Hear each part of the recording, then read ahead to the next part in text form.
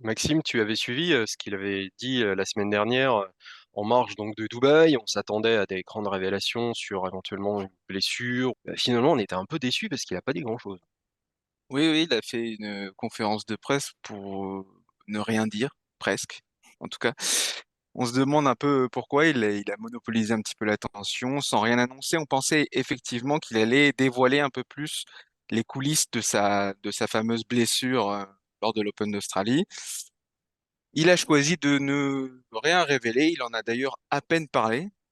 Euh, il en a plus parlé juste avant ce tournoi de Dubaï, en interview d'avant-tournoi, en disant que il, il savait que beaucoup de monde doutait de sa blessure, mais que lui et son équipe savaient ce qu'ils avaient Alors vécu et la phrase que exacte, c'est concernant ma blessure, je n'ai pas l'énergie, l'envie ou le temps de faire face à tout ce qui sort sur Internet. Je sais quelle est la vérité. En c'est l'occurrence, la ça. sienne. Ouais, bah, moi, ce que j'ai du mal à saisir, c'est, enfin, je je n'ai jamais été joueur professionnel, donc j'ai du mal à savoir exactement ce qu'il en est, mais tous les joueurs, anciens joueurs, on en a un ici, à qui j'en ai parlé, me disent tous que c'est impossible de jouer au tennis avec une déchirure de 3 centimètres. Après, Gilles Simon a volé à son secours il y a quelques semaines, hein, en disant que, simplement, même blessé, à son niveau moyen, lui, c'était gagner des grands chelems. Donc même blessé, il pouvait le faire. Que lui, Gilles, il a souvent joué blessé aussi, mais que lui, son niveau moyen, c'était 3e, 4e tour et que donc, bah, même blessé, il allait 3e, 4e tour, mais il s'arrêtait là parce que c'était son niveau. Donc lui, il estime que même que quand même, même blessé, Djokovic pouvait très bien gagner cette Open d'Australie en se ménageant et cetera entre les matchs. Et peut-être qu'il a effectivement une gêne et cetera et qu'il a joué avec cette gêne tout au long du tournoi, ça, il Ça, y c'est a pas de certain. problème, c'est certain. Ça, c'est certain. Mais C'est l'isque Jandier hein, pour être oui, oui, précis. mais il annonce une blessure qui est soit normalement, enfin selon les anciens joueurs ou les joueurs, empêche de jouer, à ce niveau-là, meilleur des 5-7 en plus pendant 15 jours. Donc c'est ça qui est un petit peu surprenant. En tout cas, c'était quand, la fin de l'Open d'Australie? C'était, fin Les 4 semaines. janvier, 4 Ouais. semaines. Donc Mm. là, 4 semaines après, il est prêt en tout cas à reprendre la compétition, donc a priori en étant à 100.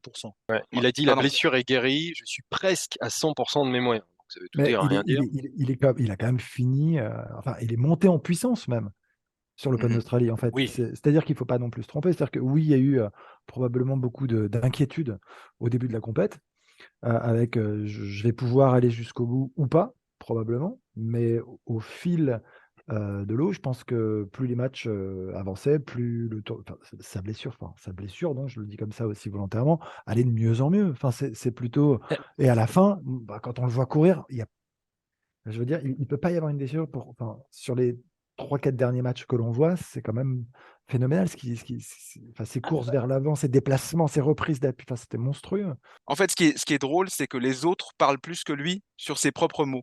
Tu parlais de sa femme, Yelena, sur la bouteille, mais c'est Craig Tiley, le oui. directeur de l'Open d'Australie, qui a révélé la blessure, enfin la lésion de 3 centimètres. Ouais, C'est pas l'équipe de Djokovic, c'est vrai. c'est le directeur de l'Open d'Australie.